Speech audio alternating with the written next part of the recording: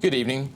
Gunshots rang out in Waianae this morning, leaving one man dead and 3 others injured. Police are still looking for one of the suspects involved. We have team coverage tonight.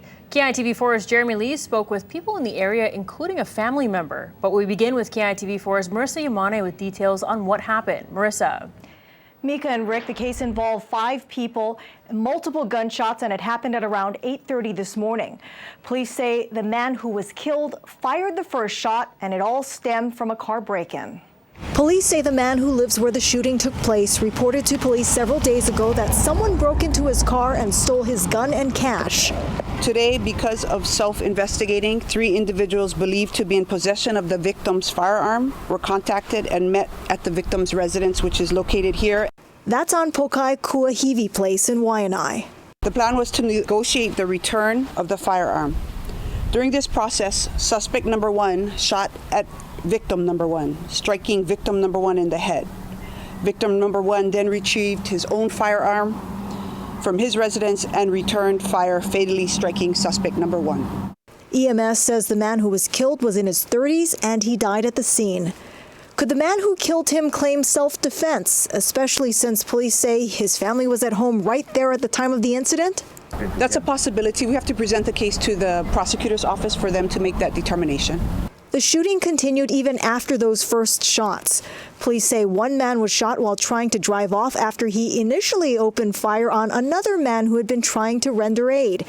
In the end, 1 man was killed and 3 others injured. Police say a 5th man took off on foot, whom they refer to as suspect number 3. Suspect number 3 is described as a male, fair-skinned, clean-cut, last known wearing a t-shirt and camouflage pants. Anyone with information is asked to call 911 or Crime Stoppers. The city medical examiner has not yet released the name of the man who was killed. Marissa Yamane, KITV4 Island News. Thank you, Marissa. The man who was trying to get a stolen firearm back is being referred to by police as victim number 1.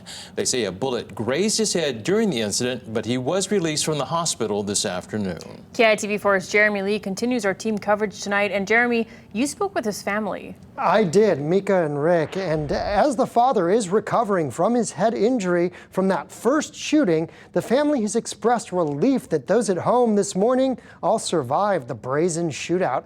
I spoke to the daughter, who says that suspect 1, killed in the attack, had a reputation, but bringing an armed crew up the private dirt road to their house, they never expected it. It's wrong for people to come up here, especially if you're gonna come up here and you're gonna shoot to get money. Why would you do that? And why would the 3 men in the SUV travel up a 1-lane private road that leads over 100 yards up the hillside to Misty Toloke's father's house? He's the man HPD identified as victim 1, who was grazed in the head by a bullet. Misty showed KITV where gunfire struck the front door window. She says her father had been looking to retrieve his stolen gun, and those who arrived said they had it. It was a piece of his gun, and after they, were trying to show it to him, he wanted to just see if that was a serial number, in which the driver then opened fire. And when they opened fire, my dad ran to go get his gun to protect himself.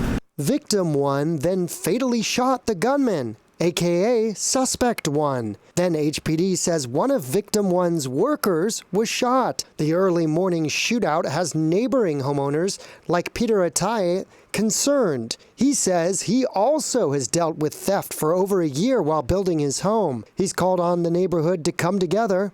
And we're hoping that we can kind of be aware a little bit more and watch out for each other. People have broken into the house and stole a lot of tools and equipment.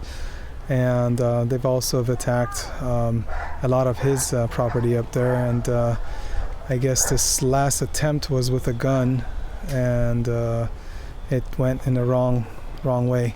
Ataye characterizes his neighbors as family-oriented. The west side do have some problems, but this is definitely not the area. This is a clean new neighborhood with families and working people, and we all wake up early in the morning, go to work, and come home in the afternoon, and we don't want any surprises when we show up. He had to protect himself and his family, and I would think everybody would do the same thing. Anyone with information is asked to call 911 or Crime Stoppers. Reporting live, Jeremy Lee, KITV4 Island News Tonight.